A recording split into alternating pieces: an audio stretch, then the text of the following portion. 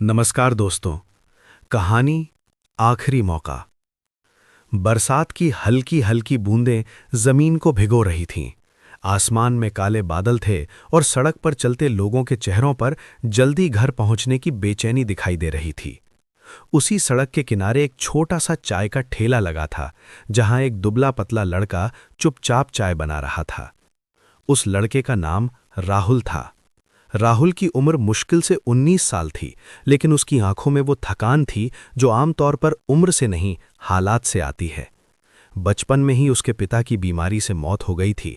माँ घरों में काम करके किसी तरह घर चला रही थी। राहुल पढ़ाई में बहुत अच्छा था।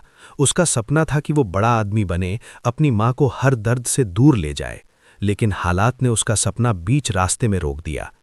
10वीं के बाद उसे पढ़ाई छोड़कर चाय के ठेले पर काम करना पड़ा। हर सुबह जब वो स्कूल जाते बच्चों को देखता तो उसका दिल चुपचाप रो पड़ता। एक दिन शाम को तेज बारिश हो रही थी। सड़क लगभग खाली थी। तभी एक बुजुर्ग आदमी राहुल के ठेले के पास आकर रुके। बेटा, एक चाय मिल जाएगी? बुजुर्ग ने मुस्कुराते हुए पूछा। राहुल ने तुरंत चाय बनाकर उनके सामने रख दी। बुजुर्ग धीरे धीरे चाय पीने लगे और राहुल को ध्यान से देखने लगे।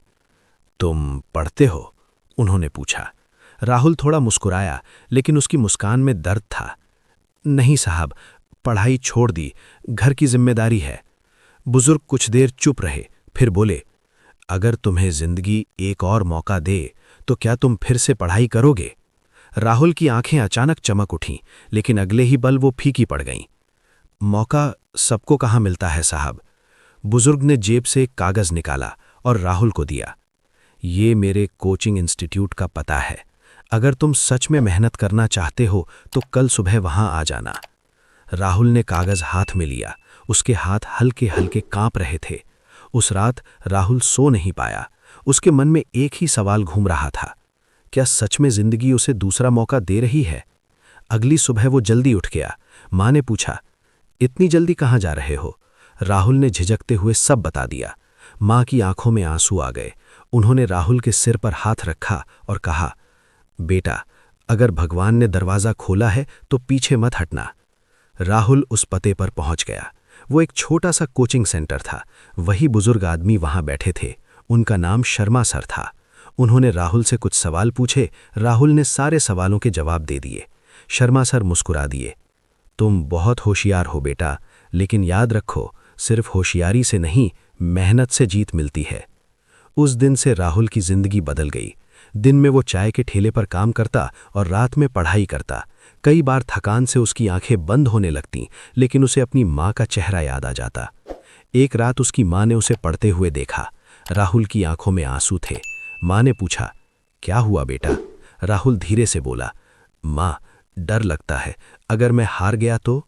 माँ ने मुस्कुराकर कहा, हार वो नहीं होता जो गिर जाए, हार वो होता है जो उठने से डर जाए।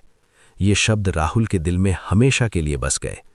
दिन बीतते गए, महीने गुजर गए और आखिर वो दिन आ गया जिसका राहुल इंतजार कर रहा था, रिजल्ट का दिन। राहुल के हाथ कांप रहे थे जब उसने अपना रोल नंबर देखा। अचानक उसकी आंखों से आंसू बहने लगे। उसने पूरे जिले में पहला स्थान हासिल किया था। वो दौड़ता हुआ घर पहुंचा। माँ आंगन में बैठी थीं। राहुल उनके पैरों में गिर पड़ा और रोते हुए बोला, माँ, मैं पास हो गया। नहीं, मैं पहला आया हूं।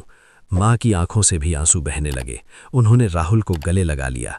उस दिन पहली बार राहुल को लगा कि उसकी सारी मेहनत, सारी तकलीफें सब सफल हो गईं।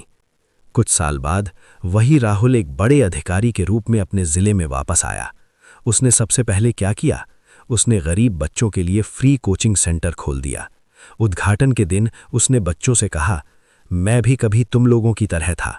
मेरे पास पैसे नहीं थे, लेकिन मेरे पास एक चीज थी, हार न मानने की जिद।